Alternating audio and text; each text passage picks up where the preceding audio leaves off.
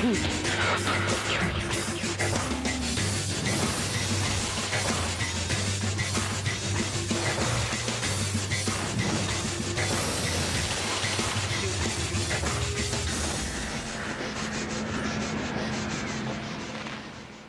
Steve Liebman, and this is Blacktown, an outer western Sydney suburb.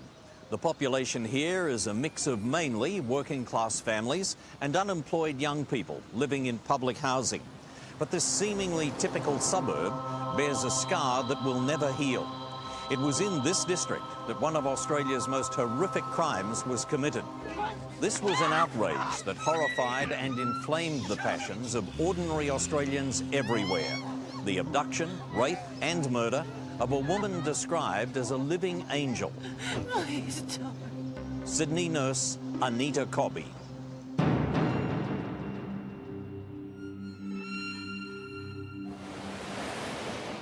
Blacktown is a bustling, growing satellite city 41 kilometres west of the heart of Sydney. By the mid-80s, there is a growing crime and drug problem. Luckily, Gary and Grace Lynch have no such concerns with their children, daughters Anita, 25, and Catherine, 20. Gary has worked hard all his life as a graphic artist with the Air Force. Grace has enjoyed a long career as a nursing sister. Anita has chosen to follow her mother into nursing. She didn't always want to be a nurse, but somehow she decided she wanted to do something with her life, and she became a nurse, and she really enjoyed it. She really loved it. She was a beautiful person. She'd grown up into a beautiful young lady. She was the quintessence of dignity. Yeah, that'd be it. Julia Shepherd is the author of the best-selling book about Anita Cobby called Someone Else's Daughter, and will become a close confidant of the Lynch family. She'd been married to John Cobby. She had been married for several years to John, and he was a nurse as well. And they'd been travelling around Europe, and when they got back, things fell apart a little bit, and they decided to separate. And even though they were separating, they remained good friends, and so Anita had moved back home to her parents' place until she got on her feet and worked out what she was going to do with her life. In the mid-80s, Lynn Bradshaw joins the nursing staff at Sydney Hospital and vividly recalls meeting the woman who will become one of her closest friends. Anita was generally interested in people. She loved people. You know, patients weren't just an appendix or a heart attack. She knew how many children they had. She knew their grandchildren's names, knew what they did for a living. She loved people, was interested in people. It's Sunday, February 2nd, 1986. Anita Cobby has just finished her day shift in the surgical ward of Sydney Hospital and has arranged to go to dinner with her friends and colleagues, Lynn Bradshaw and Elaine Bray. We got changed and headed off up to a Lebanese restaurant that Anita knew of. Stopped at a bottle shop, got some wine, and headed out to dinner. Had a great time, three of us, just talking, making plans, you know, generally being three young women, giggling, you know, all that kind of stuff. And then we left. It wasn't a late night. We said goodbye to Elaine, and I asked Anita if she wanted to lift to the station, and I drove her to the station. Thank you so much. She said, I'll see you tomorrow. And I said, yeah, see you then. Yeah, I'll see you tomorrow. Bright and early. Bye. See ya. And that was the last words we spoke. She walked off to catch the train home.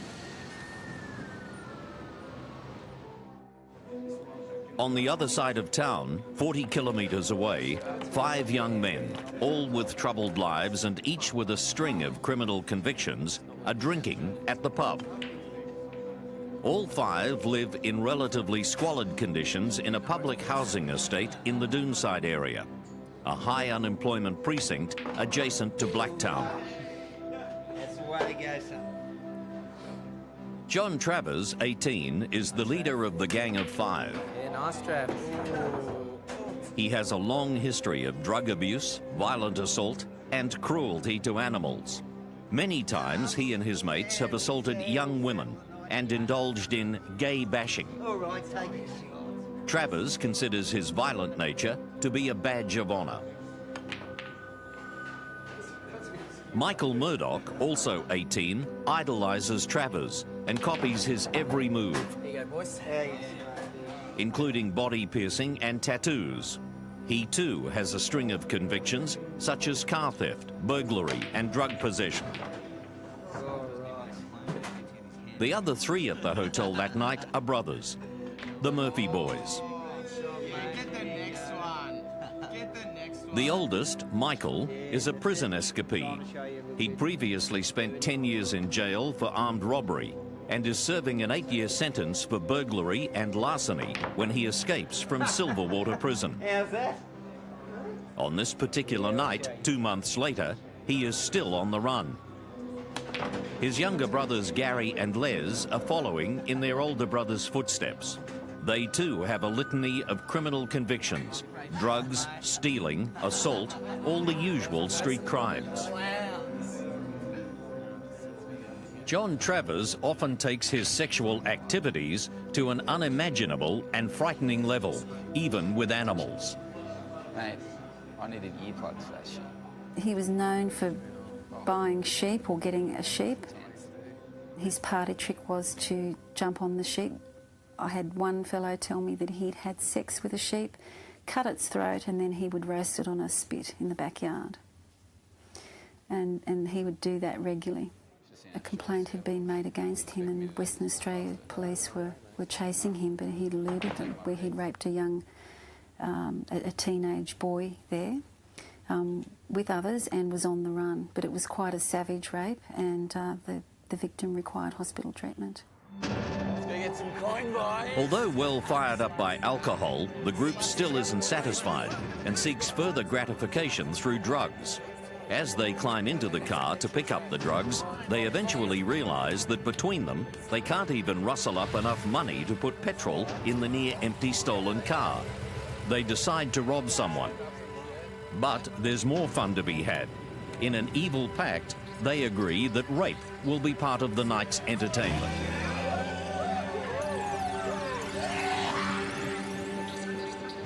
Meanwhile, Anita Cobby's train is wending its way towards Blacktown. What happens next will send shockwaves through an entire nation. Anita Cobby and the Gang of Five have never met, but tragically, their paths are about to converge, their worlds about to collide.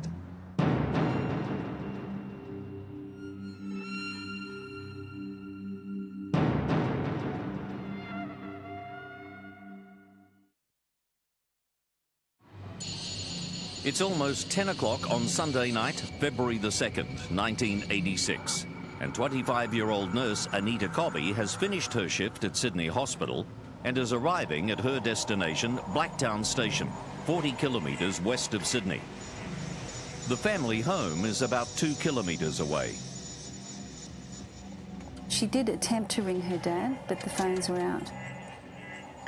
And there weren't any taxis at the cab rank, so she decided to walk home, which was around about a half-an-hour walk. And I often think of her walking along the streets away from Blacktown railway station, and I think because she'd grown up there and it was a hot summer's night, she felt very comfortable in her own area. It was her own territory, and I don't think she would have sensed any danger walking away from the station that night. She was in the wrong place at the wrong time. She was walking home, minding her own business. We had the car full of the Murphys and Murdoch and Travers. Michael Murphy was an escapee from jail. Travers was mad, violent, would do anything. The five men are hell-bent on violence and more than willing to follow Travers' lead. This one on the left, eh? They spot Anita and decide she's the one. Mickey, do a trap next to her, in front.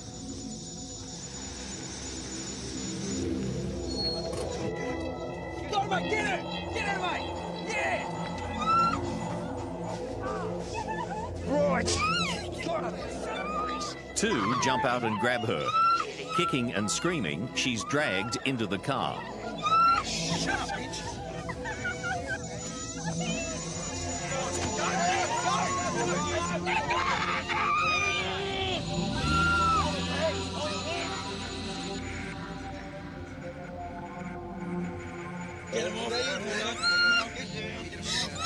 They were driving around the car after they got her, and they stripped her off pretty well straight away in the back of the car.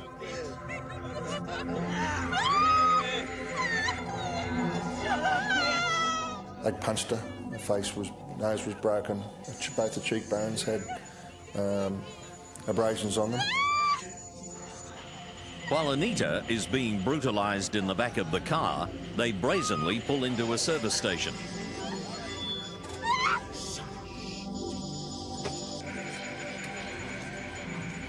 Someone holds a knife at her throat, tells her to be quiet. Lays her down on the floor behind the front seats. And someone fills up with petrol. Nothing in here. Where is it, bitch? They go to a handbag, they took the money out of her purse, paid for the petrol, and then went down to Green Park to carry on with it. A paddock down there in Reen Road, here at Prospect, a semi-rural area near Blacktown, is well known to these men. They know that it's poorly lit and that the surrounding area is largely uninhabited. It's a well-known lover's lane and a dumping place for stolen cars or worse. This is where the abductors have decided to take an already terrified and brutalised Anita Cobby. Anita's nightmare may well have ended back at Newton Road, from where she was snatched, but fate has conspired against her. She came so very, very close to getting help because there was a young girl, a 13-year-old girl, and her brother at home who heard the screams in a house almost directly adjacent to where she was dragged in. And they ran outside and saw the car, saw what was happening, Let it go! and Let it go! the car disappeared into the darkness. Their brother, Paul McGoy, arrives home a few minutes later. A car pulled up just there. Like, I think it was like an old holiday. They've taken a girl, they've pulled up. They've taken a girl. They dragged her into the car and they've taken her off up that way, straight up that way. I've called the cops. They've taken her right. I spoke to my brother and sister, and they were hysterical of what they've seen. My sister saw Anita get dragged into the car, and my brother attempted he chased the vehicle on barefoot and tried to open the rear door. He almost got there, but the car took off. I decided to go look for Anita while my brother and sister waited for the police, and I drove around a few locations, and I drove down a lover's lane, as they call it, Green Road, and passed a couple of cars on the left-hand side, went down, I done a U-turn. I had a spotlight out at the time and come across a empty HT Holden on the side of the road. And I had the spotlight into the paddock looking around to see if I could see anyone. Little did I know that they were lying down, hiding in the grass from my lights. Paul mistakenly believes that the car he's spotted is not the one he's searching for. He believes he's looking for a different model Holden. He heads home to check on his brother and sister. Local police attend Newton Road, take several statements, including one from another witness, and they make a report, but nothing comes of it that night. Now, feeling free to commit whatever atrocities they want, the 5 men violate and torture Anita at will. I think by the time she got down there, 1 if not 2 who probably already had sex with her in the car. She'd been forced through the barbed wire fence rather than thrown over it or helped over it, absolutely dragged through it. She had defensive wounds where she tried to stop doing what they were doing with the knife. She grabbed the knife and they pulled it out of her hands.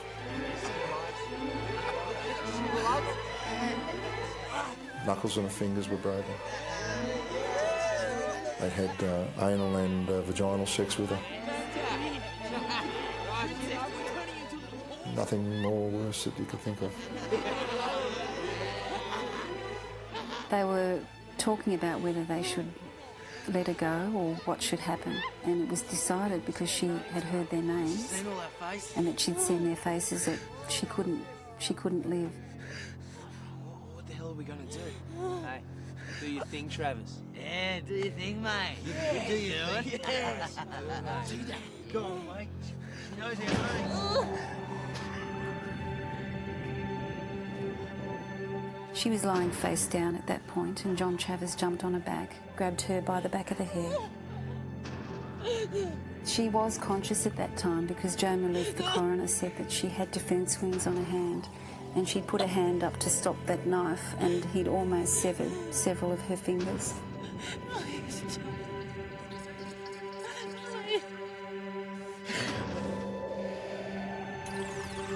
Travers commits the final atrocity.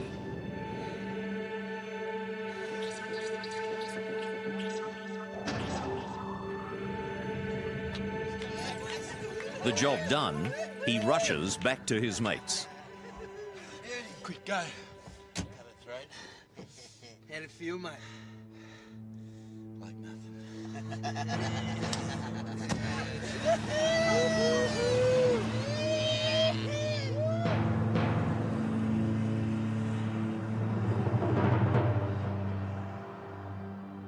Their bloodlust satisfied, the 5 men are now concerned for their welfare.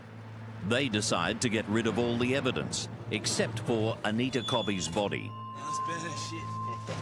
With Anita's clothes still in the car, they drive to John Travers' home at Doonside. They light a fire in the backyard and burn them. Great night, eh? They later scrape up the ashes and get rid of them. Unbeknownst to them, a neighbour is peering over the fence. They then drive off in the stolen car and later abandon it burnt out in nearby bushland. They're now satisfied there is nothing to tie them to Anita Cobby's cold-blooded murder.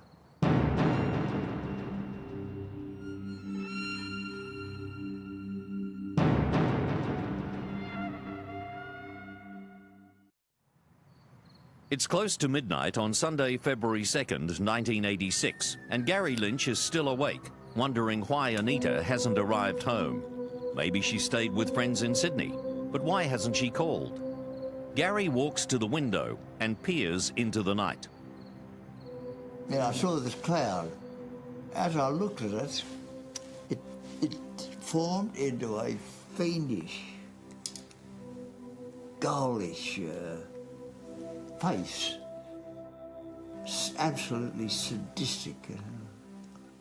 Couldn't understand why I was experiencing this.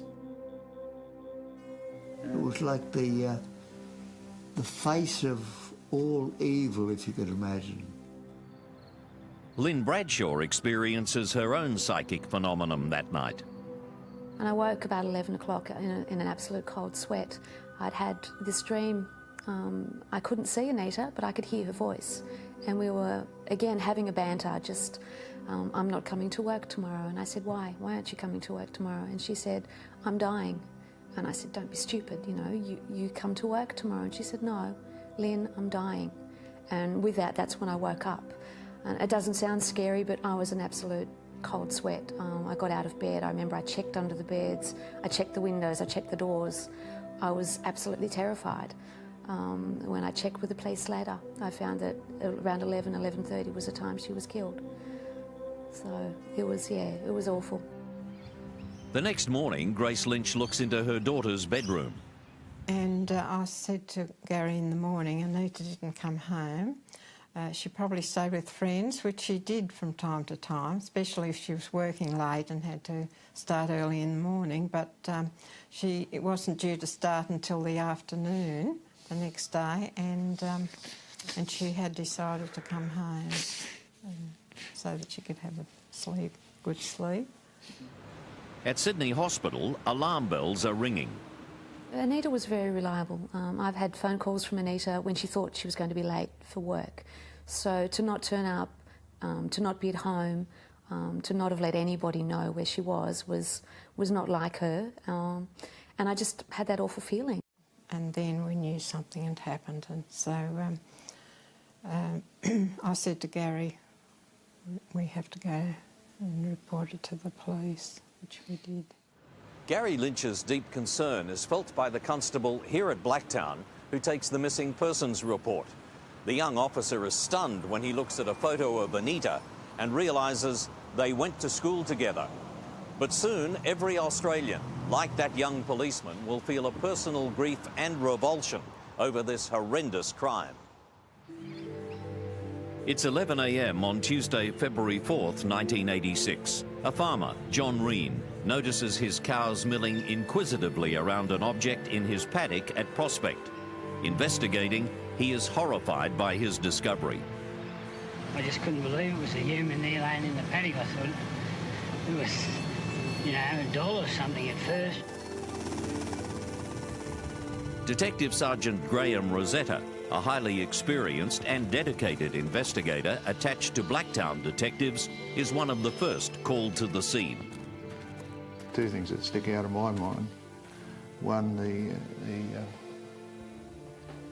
hideous gash across the throat,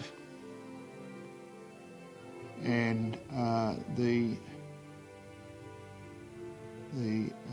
look on her face, the look of agony on her face, and there are obviously other marks on the body, but they're the two things that stand out, the fact that she was so helpless. Homicide and crime scene investigators are called in.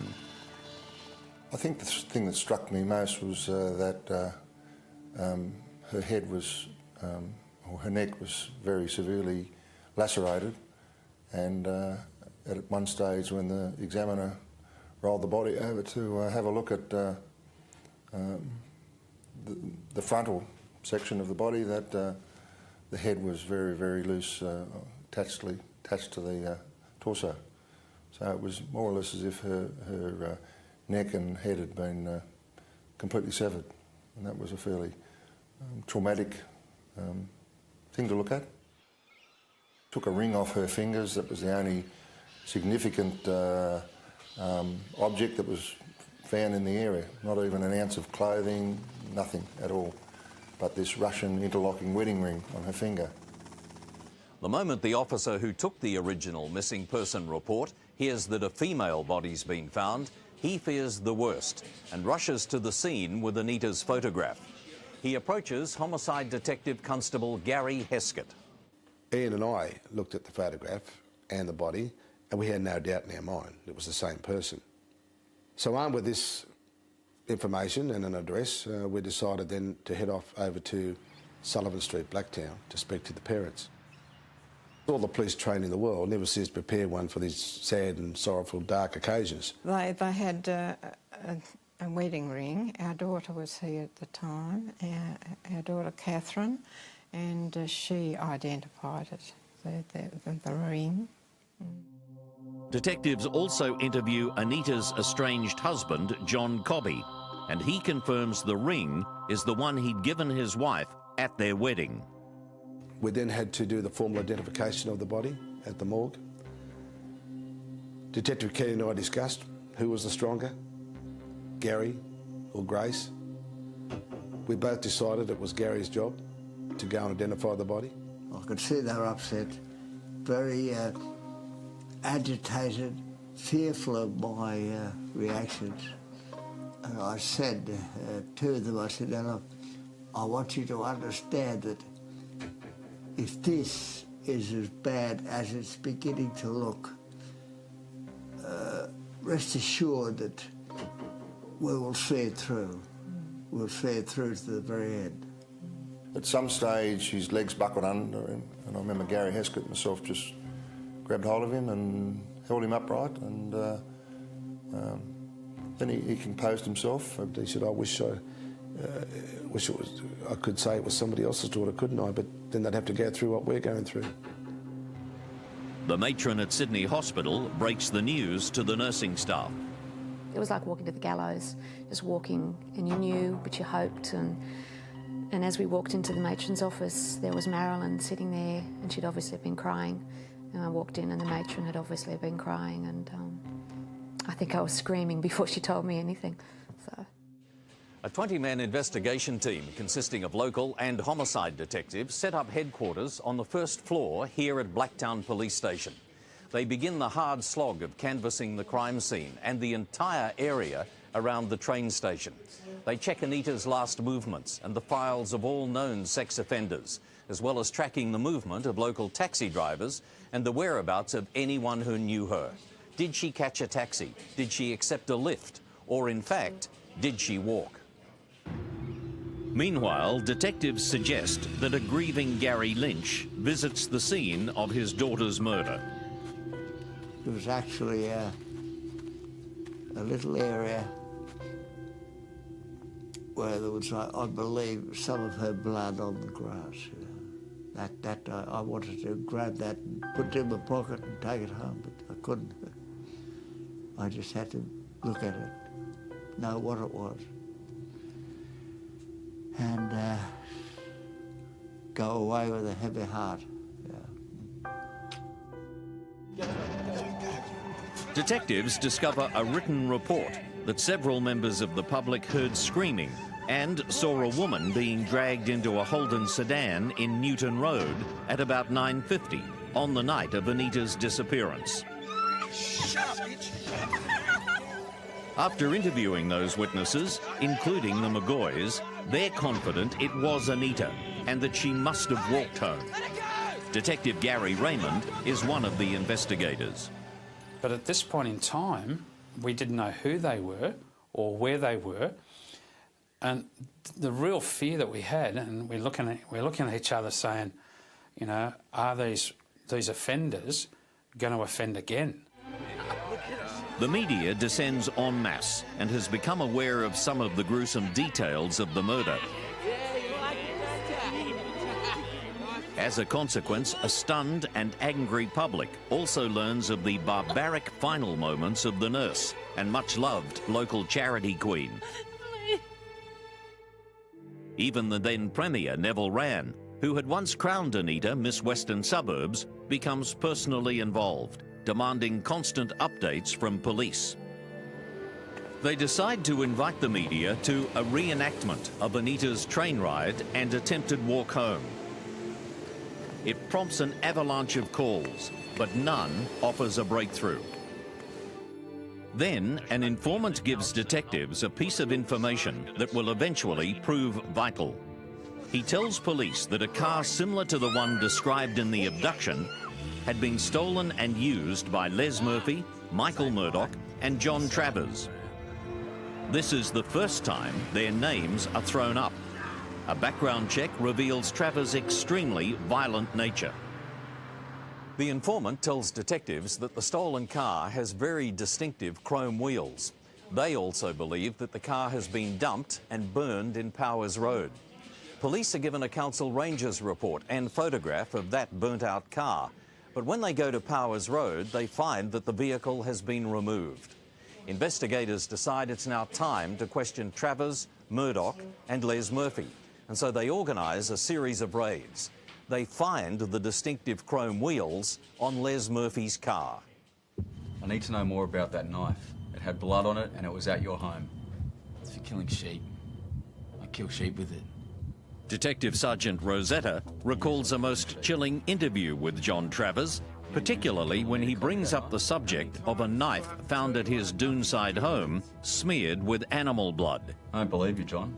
He made a denial in words that I will never forget. I didn't touch them. His denial was something which probably more to convincing you of his guilt than anything else. And he came out and said, I didn't slit that slut's throat. And his use of the word slut was something that made my mind up anyway, that John Travers had in actual fact had been the main perpetrator. I didn't slit that slut's throat. All right then. All three are charged with car theft. They claim to have been at home watching television on the night of Anita Cobby's murder. I was at home watching TV. John Travers is kept in custody. Michael Murdoch and Les Murphy are released on bail and are placed under 24-hour surveillance. Officers discover a bizarre plot to free Travers. Senior homicide detective Kevin Rowie is part of the investigating team. He attempted to arrange with Leslie Murphy and others false passports. Bizarre as it sounds, they talked about arranging for a derailment of a train at the back of the Blacktown police station to create a diversion. Now, clearly they weren't intending to escape because of a stolen car. So clearly our belief and our suspicion, if you like, was confirmed. Meanwhile, from his cell, John Travers makes a simple request of the supervising officer at Blacktown Police Station, a seemingly innocuous request that will blow the case wide open and leave an outraged public screaming for blood.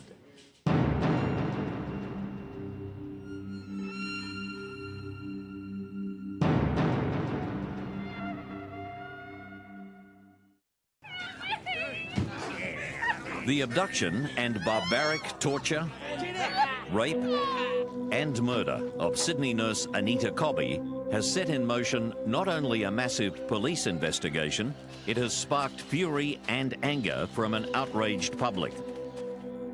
All sections of the media play a vital role in keeping the horrific crime in the public's conscience. I feel very angry and bitter, I think. At first, of course, you felt sympathy, and then that changes straight away to sort of an anger, I think, more than anything. Police have charged 3 men with car theft, a car they believe is linked to the murder. However, 2 of them, Les Murphy and Michael Murdoch, have been bailed and are under 24-hour surveillance. John Travers remains in custody. Detectives are certain all 3 have been involved in Anita's murder, but as yet, they don't have enough evidence. You're lying, John. Then, a simple and innocuous request sets in motion some amazing events. Can you call my auntie up? Tell her to bring me down some smokes? What's the number? Travers asks the duty sergeant to contact a female acquaintance to bring him some cigarettes. The sergeant gives the woman's phone number to Detective Kevin Rowie. He calls the woman and arranges to meet her. Detective Rowie from Blacktown Police? Later that evening, I travelled to a sporting club in Wentworthville, a nearby suburb, and I was able to meet with this person in the car park and had a very enlightening conversation with her in relation to the person Travers and some of his associates. She talked about what she believed to have been sexual assaults committed by the person Travers, and she talked about his attitude towards women and some of his rather strange and disturbing behaviour involving violence and the use of knives. She effectively told me that she believed, although she didn't know, that Travers was involved in the murder. The woman is well known to Travers, and she's terrified of him. But she bravely agrees to deliver the cigarettes to his cell and report back to police if he says anything of significance. After the conversation finished, I met her back at the police station door, allowed her into the station, took her to the rear of the station. She collapsed and was quite emotional.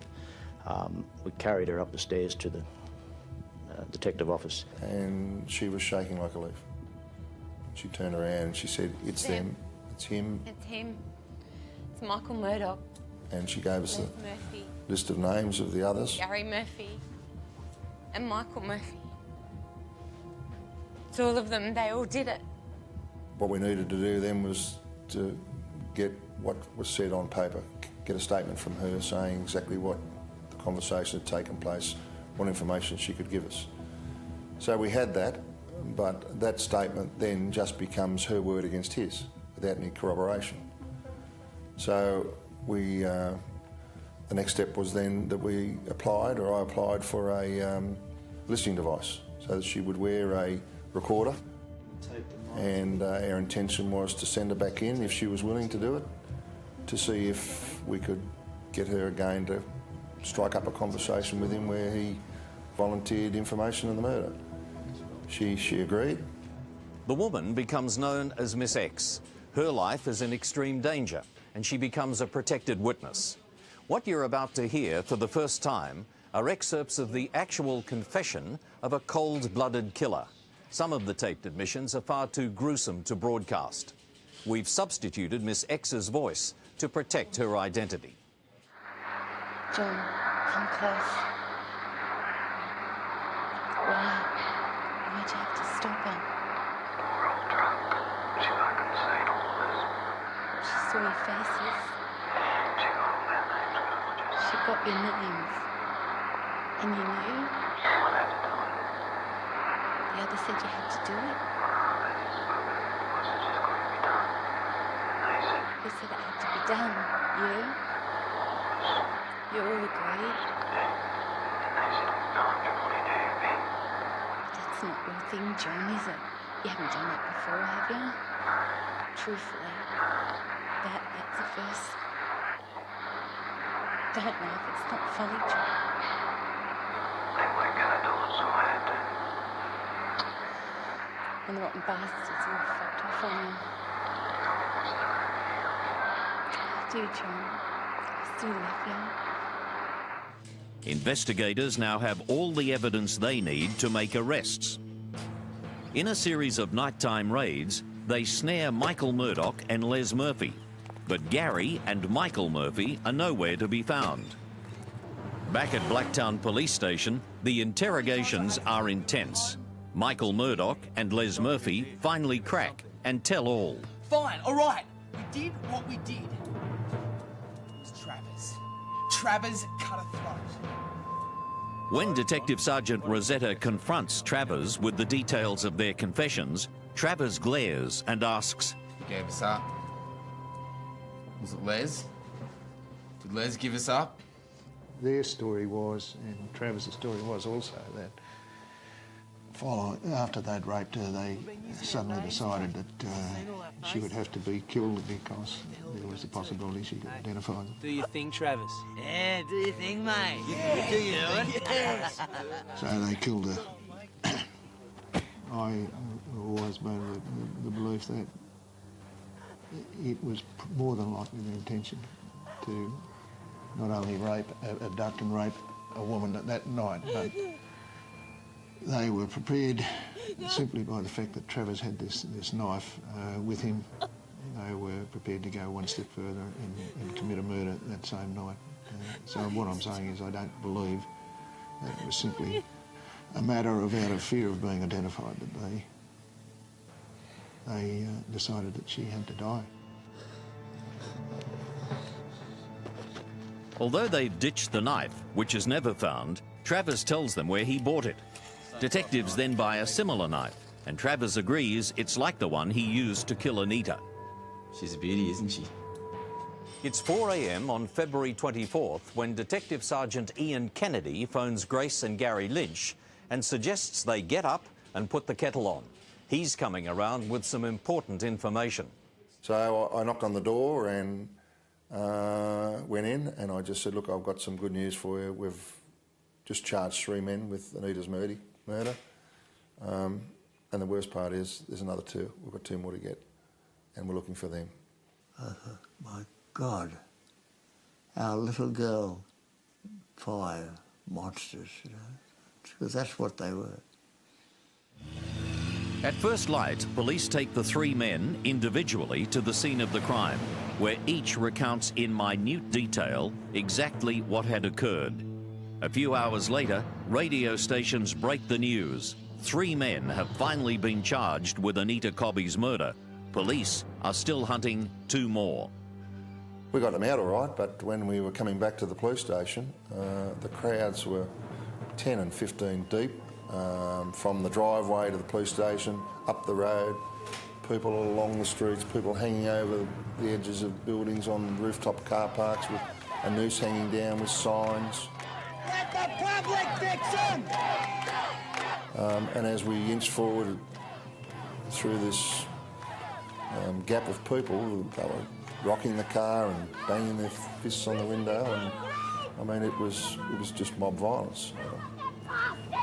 But it was quite scary, really quite scary. At noon, Leslie Joseph Murphy, John Raymond Travers and Michael James Murdoch appear in Blacktown Local Court, charged with the abduction and murder of Anita Lorraine Cobby at Prospect on February 2nd, 1986.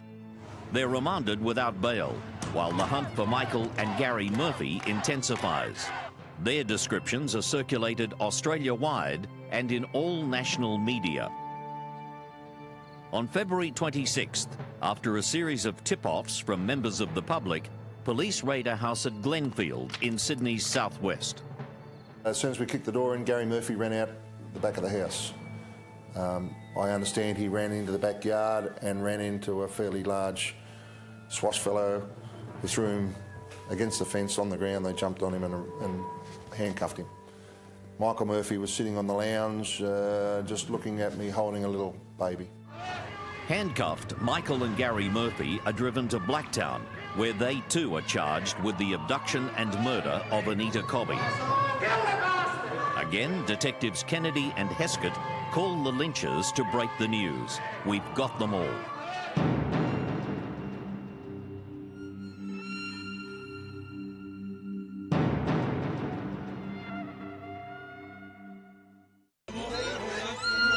On February 2nd, 1986, Sydney nurse Anita Cobby is abducted, tortured, raped and murdered.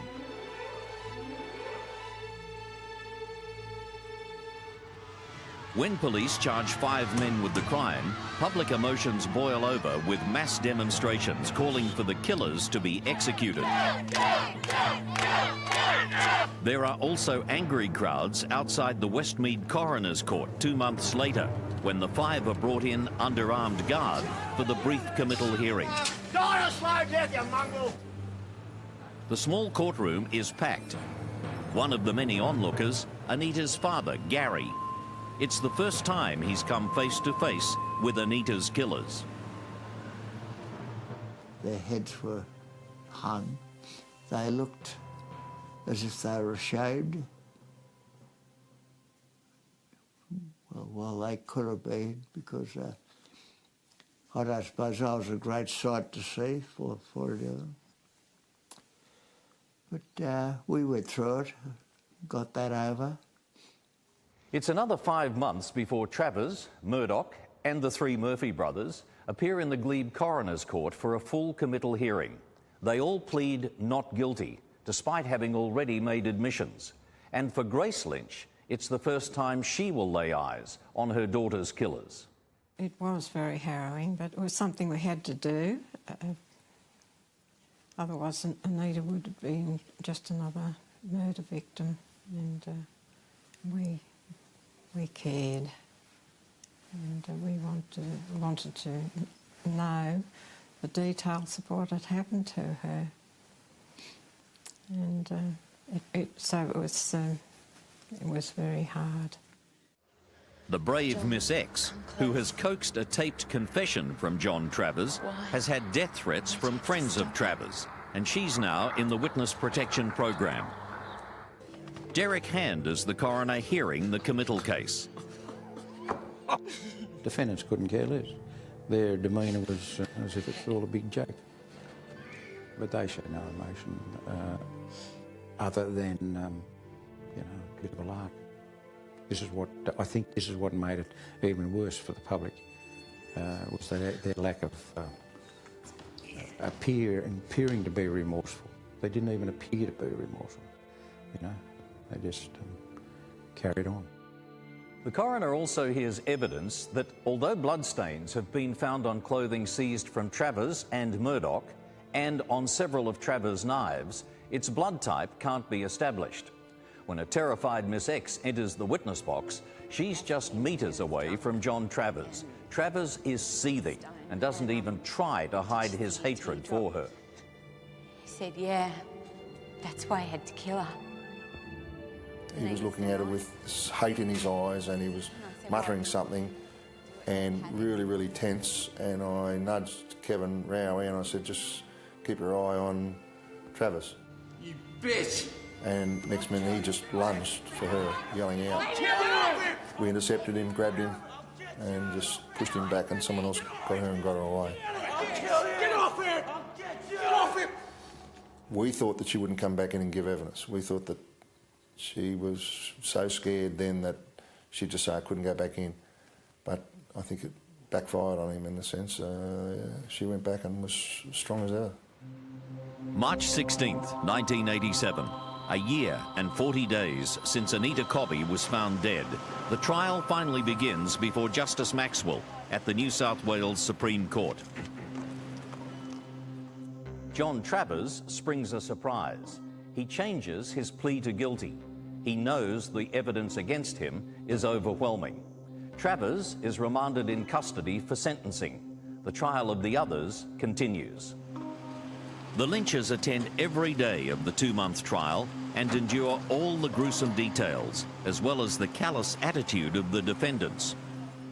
It was just horrific. It's just something I can't imagine anyone doing to another human being. It's just something that it's beyond my thinking. My main concern was Anita's father. I could not